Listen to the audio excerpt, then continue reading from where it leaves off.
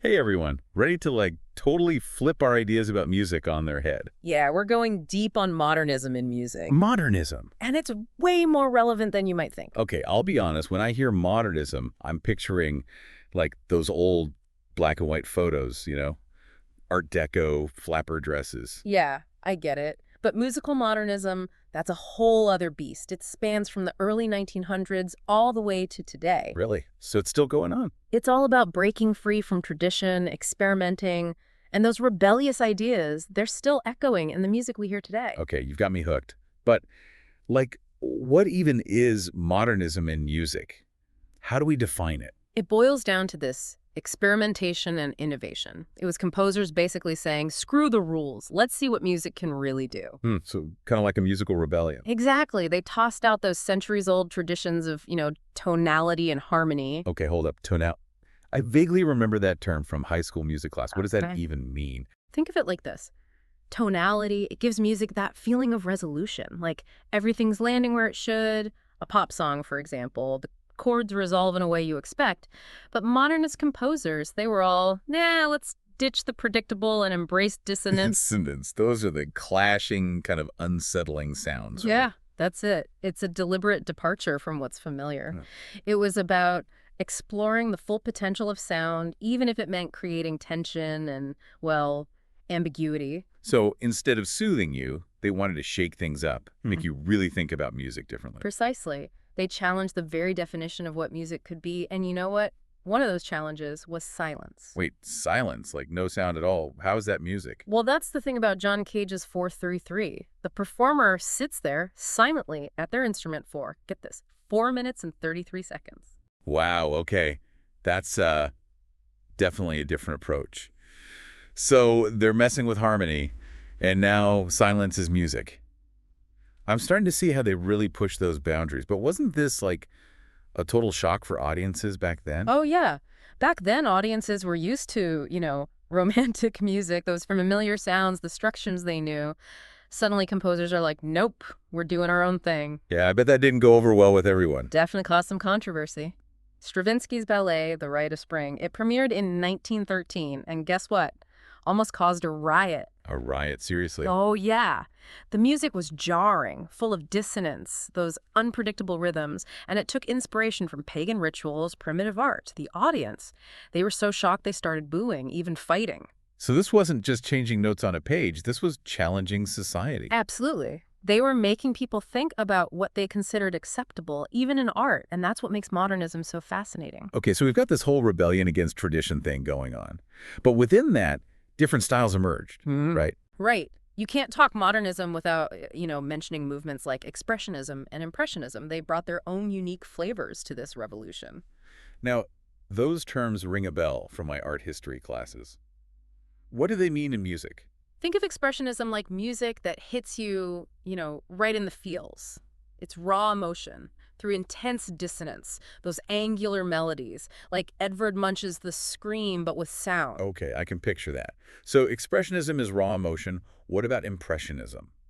More like trying to paint a picture with sound. Exactly. Impressionistic music is about mood, creating a specific atmosphere. It's often inspired by nature, like Debussy's Prélude à l'après-midi d'enfant.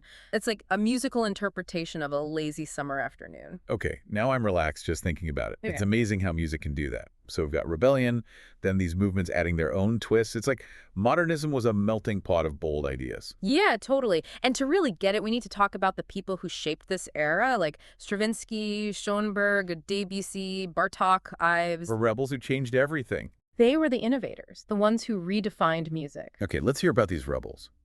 What were their big contributions? Well, let's start with Schoenberg. He was obsessed with breaking free from traditional tonality. He did it in this radical way by developing something called the 12-tone technique. 12-tone technique. That sounds complicated. Basically, you use all 12 notes of the chromatic scale in a specific order. You can't repeat any note until you've used them all. It's a musical puzzle.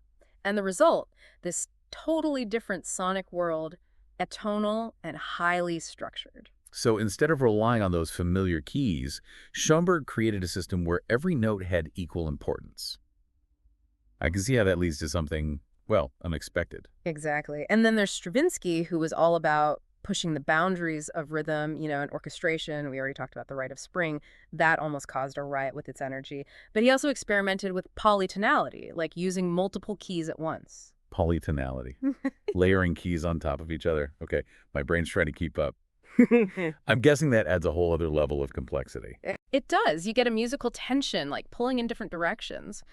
But Stravinsky, he still managed to create these moments of incredible beauty, even power. Okay, so I've got Schoenberg breaking down tonality, Stravinsky messing with rhythm, polytonality. What about Debussy and Impressionism? Any groundbreaking stuff there. Debussy, he was the master of atmosphere. He explored new scales, like the whole tone scale, which gives you this dreamy quality. And he used subtle changes in harmony and orchestration to create these washes of sound that are just It's mesmerizing. like he was painting with sound, like capturing a fleeting moment in time. Exactly. Then you have Bartok. He brought a whole different element to modernism. He was fascinated with folk music and incorporated rhythms and melodies from his native Hungary. So bringing in those world music influences. Yeah, and he didn't just like quote them. He transformed those folk tunes, weaving them into his own style. Oh, and don't forget Charles Ives. He was like the ultimate musical maverick. He was experimenting with polytonality, polyrhythms, even musical collage long before anyone else. Musical collage, like taking bits of different musical styles and mashing them together. Precisely. His pieces often layer different melodies, rhythms, even quotes from other composers. It creates this really dense, multi-layered sound. It's incredible how these composers were pushing the boundaries in such different ways. So we've got this breakdown of tonality, rhythmic experimentation, polytonality, folk music influences, musical collages. It feels like modernism wasn't just one thing, but this explosion of ideas. Yeah, it was a time of just immense creativity and experimentation. They were constantly pushing the limits of music. And that experimentation didn't stop at, like, traditional instruments, right? We're talking about the rise of electronic music in the 20th century. Did that factor in, too? Totally. Composers were fascinated by those new possibilities technology was opening up. They started experimenting with electronic instruments, even incorporating recorded sounds. That led to things like music concrete. Music concrete. That sounds interesting. What is that? It means like concrete music. It involved using recorded sounds from everyday life as the basis for music. Imagine taking the sound of like a train, a dripping faucet, manipulating it electronically and turning it into music. Whoa, that's wild. So we've got the breakdown of traditional tonality, the exploration of new rhythms and harmonies, the folk music influence, the emergence of musical collages, and now the incorporation of electronic sounds and recorded samples. It's amazing how much they covered in just a few decades. Yeah, it was a period of unprecedented innovation. And you know what's really cool?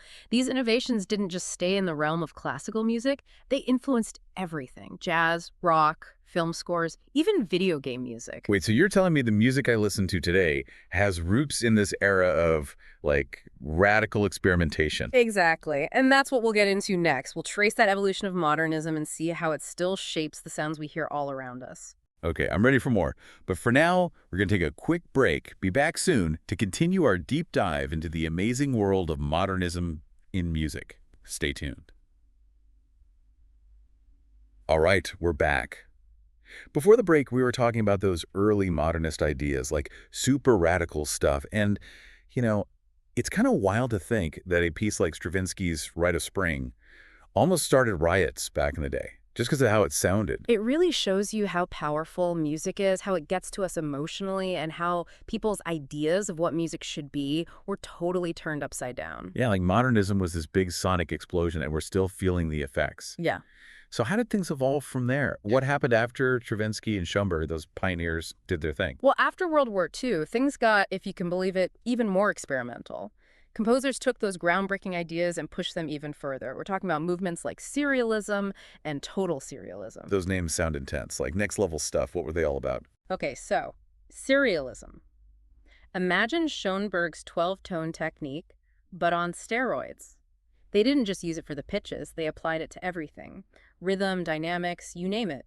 Even the different sounds instruments could make. So they were taking that structured atonality and, like, applying it to every single detail of the music. Yeah, pretty much. And some composers, they took it a step further with total serialism. They were trying to create this super controlled, mathematically precise music.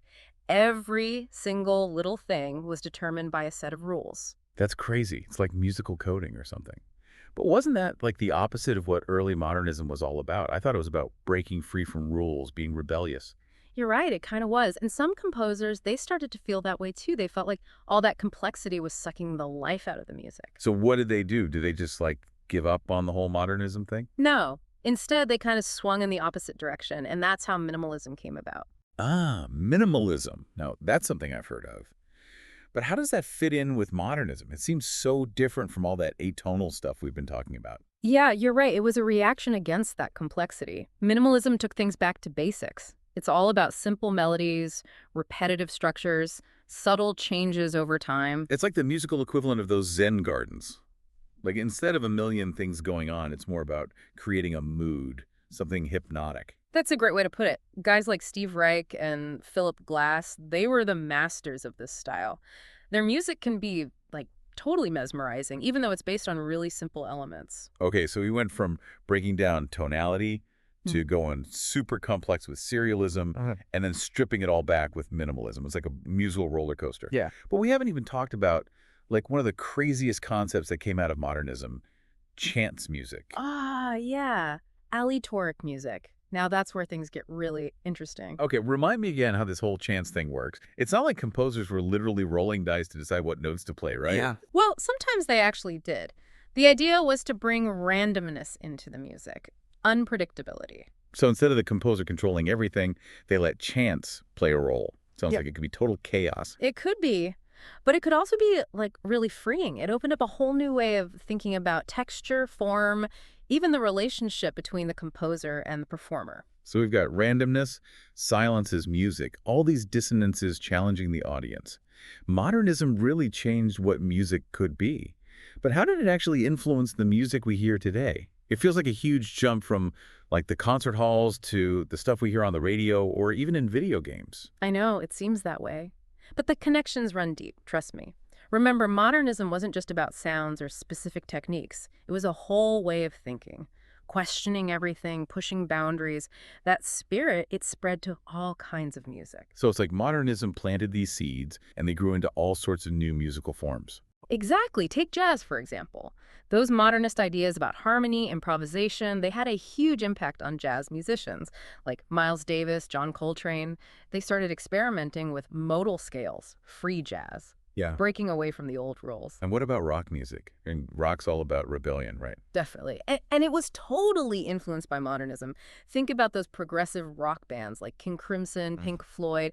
They were using complex time signatures, dissonances, even those extended instrumental techniques, all stuff inspired by modernist composers. So next time I'm rocking out to Pink Floyd, I can thank those modernist rebels for paving the way. You got it. And what about electronic music? That whole genre seems like it owes a lot to those early experiments with electronic sounds and music concrete, right?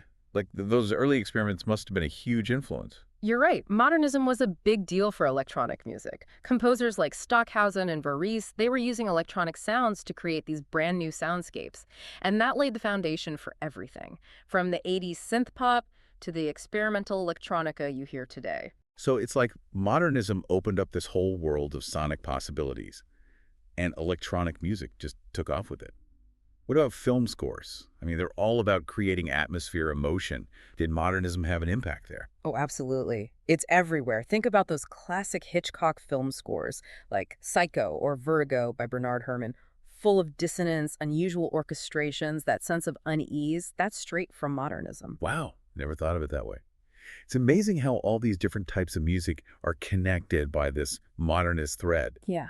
But if modernism was so influential, why don't we hear those like really distinct modernist sounds in pop music today? That's a great question. It's not that the sounds are gone. They've just been like absorbed, transformed, mixed in with other things to create what we hear today. So these ideas from like 100 years ago are still part of music today, even if we don't realize it. Exactly. Modernism changed the way we hear music, what we expect from it. It really opened the door to the incredible variety and innovation in music today. And, we were looking at some of the sources, and they mentioned specific pieces that really show how modernism bridged that gap between classical and more contemporary styles. Like they took those experimental ideas and made them work in different contexts. Totally. A great example is Gershwin's Rhapsody in Blue. It's like a fusion of jazz and classical, with all that modernist influence woven in. It's like this amazing blend of energy, improvisation, but still grounded in those modernist ideas. Exactly. And while we're on the topic of blending genres, we can't forget about Leonard Bernstein and his work in musical theater. Oh, right. West Side Story. I love that one. How does that connect to modernism? Bernstein was brilliant at mixing classical forms with jazz, Latin rhythms, and those popular music styles. West Side Story, it's the perfect example. The music is so sophisticated with those dissonances and rhythms you'd expect from modernism, but it's also catchy, something you can tap your foot to. Yeah. He took those modernist ideas and made them, like, danceable. So we've got jazz, rock, electronic music, film scores, even musical theater. Was there any kind of music that modernism didn't touch? That's a tough one. It's pretty safe to say that modernism's impact is everywhere. It's like the Big Bang of music, sending out these shock waves that still affect everything we hear. Okay, that's a great image. So as we wrap up this part of our deep dive, what's the most important thing our listeners should take away? What's the key thing to remember about modernism and how it's still relevant today? I think the big takeaway is this. Modernism wasn't just a moment in time. It was a revolution, a whole new way to think about music. It's about embracing the unexpected, challenging norms, pushing the boundaries of what's possible. And that spirit of exploration, it's still alive and well today. Absolutely. Every time you hear a musician doing something new, trying something different, mixing things up, you're hearing those echoes of modernism. It's like a musical conversation that's been going on for generations, always evolving and inspiring something new. Yeah, that's a great way to put it. And we're going to continue that conversation in our final segment. We'll be right back to wrap up our deep dive into the fascinating world of modernism in music. Stay with us. And we're back for the final part of our modernism deep dive. I feel like we've traveled through musical time. We've gone from those rule-breaking early pioneers to the complexities of serialism, this stripped-down beauty of minimalism. I mean, this whole journey has really shown how modernism totally revolutionized music. It really did. And it's wild to think that it's still happening, still evolving right now. Okay, so before we wrap up completely, let's zoom in on that. What's the legacy of modernism in the 21st century? How are those experimental, boundary-pushing ideas still alive in music today? Well, I think the biggest impact is that modernism opened up this incredible world of possibilities. It's like it gave musicians permission to break the rules, experiment with anything and everything. And that's something we see everywhere today, right? Totally. Just think about how many different types of music are out there. We've got everything from those experimental electronic soundscapes to pop songs that sample classical music. Yeah, exactly. And all that genre bending, the fusion of different styles, that's definitely a direct descendant of modernism. It's like they were the ones who showed us that anything goes. And speaking of breaking down those barriers, what about world music? I mean, we talked about Bartók bringing in folk influences, but it feels like contemporary music is even more global now, right? Oh, yeah. Modernism helped to pave the way for that, too. It challenged those traditional Western notions of, what music should sound like. And that opened the door for musicians to draw inspiration from cultures all over the world. So instead of sticking to one set of rules, musicians are now free to create this global musical tapestry. Exactly. It's a beautiful thing. And I think it really speaks to the enduring legacy of modernism, that spirit of inclusivity, experimentation, breaking down those boundaries. It's all still very much alive in music today. It's amazing to think about, how those rebellious ideas from over a century ago still resonate with us. I know. It really goes to show how influential modernism was and how much it continues to shape the music we hear all around us. I feel like I'm hearing music differently now. Like I'm picking up on those connections, those subtle nods to the past. That's fantastic. I think that's what this whole deep dive was about, really. Opening our ears to those connections, those historical threads that run through music. And realizing that music isn't static. It's always evolving, always building on what came before. And, who knows what amazing sounds the future holds. Yeah, that's the exciting part. The story of music is still being written, and those modernist ideas, they'll continue to inspire generations of musicians to come. Well said. And on that note, I think it's time to bring our deep dive into the fascinating world of modernism in music to a close. But hey, the exploration doesn't have to end here. Go listen to some of the pieces we talked about, maybe discover some new ones, keep those ears open, and who knows what musical adventures you'll find. Thanks for joining us.